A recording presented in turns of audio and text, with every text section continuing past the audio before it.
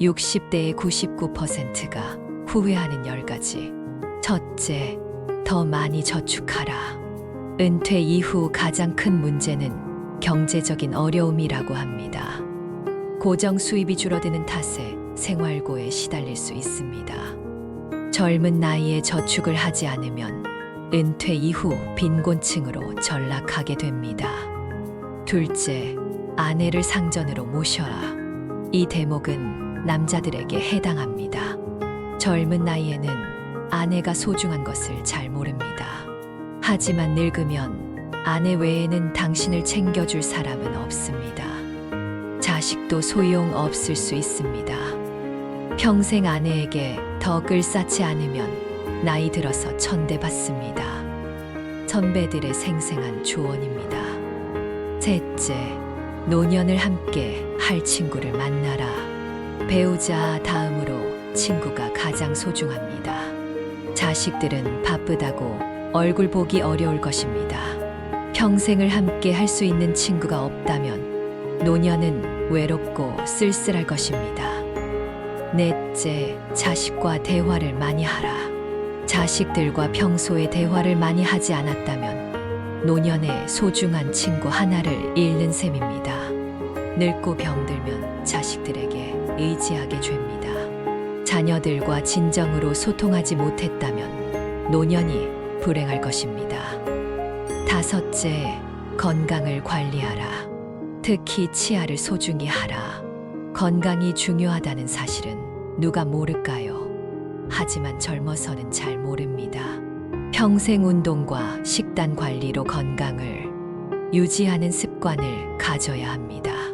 그 중에서도 특히 치아 관리를 잘해야 합니다. 치아는 하루아침에 좋아지지 않기 때문입니다. 여섯째, 배움을 멈추지 말라. 요즘에는 70대 이상의 노인들도 컴퓨터를 배우고 새로운 도전에 나서고 있습니다. 평생 공부하고 배우는 일을 멈춰서는 안 됩니다. 배우려는 열정이 있다면 인생 2모작, 3모작도 가능하다고 전문가들은 조언합니다. 일곱째, 평생 할 취미를 만들어라. 취미라고 해서 골프 등과 같이 돈이 많이 들어가는 것일 필요는 없습니다. 등산과 가벼운 산책, 독서 등과 같이 큰 돈이 필요 없는 것들도 많습니다. 취미를 부부와 함께 하는 것이 좋습니다. 물론 친구들과 어울려 친목을 도모할 수 있는 취미 생활도 추천합니다. 여덟째, 일기를 쓰고 기록을 남겨라. 은퇴한 나이에 생각해보면 자신이 살아온 인생이 허무하고 덧없이 느껴질 때도 있습니다. 그럴 때 평생 자신이 걸어온 발자취를 돌아보고 정리하는 것이 필요합니다. 그렇게 하기 위해서는 젊어서부터 기록을 남기는 습관이 요구됩니다. 일기를 매일 쓰라고 말하는 것은 아닙니다. 다만 틈틈이 기록하고 사진 등을 남겨놓으면 나중에 자신의 삶을 정리하는 데 도움이 됩니다. 가족들에게 남겨줄 소소한 자서전을 써보는 것도 좋습니다. 아홉째, 연금과 보험을 들어라. 저축과 같은 맥락입니다. 노년기에는 뜻하지 않게 목돈이 들어가는 경우가 많습니다.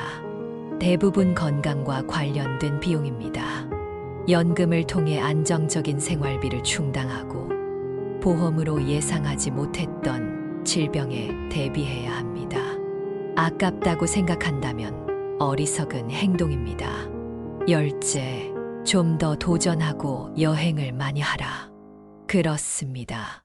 평생 살아오면서 가장 후회하는 것 중 하나가 도전을 하지 않았던 사실이라고 답했습니다. 이어 여행을 떠나지 않았던 사실을 안타까워했습니다. 자식 키우고 회사 일을 하느라 여유가 없었을 것입니다. 그래도 다른 돈을 아껴서 여행을 떠나라고 선배들은 조언합니다. 자식들 과외 하나 줄이고 그 돈으로 여행을 즐기세요.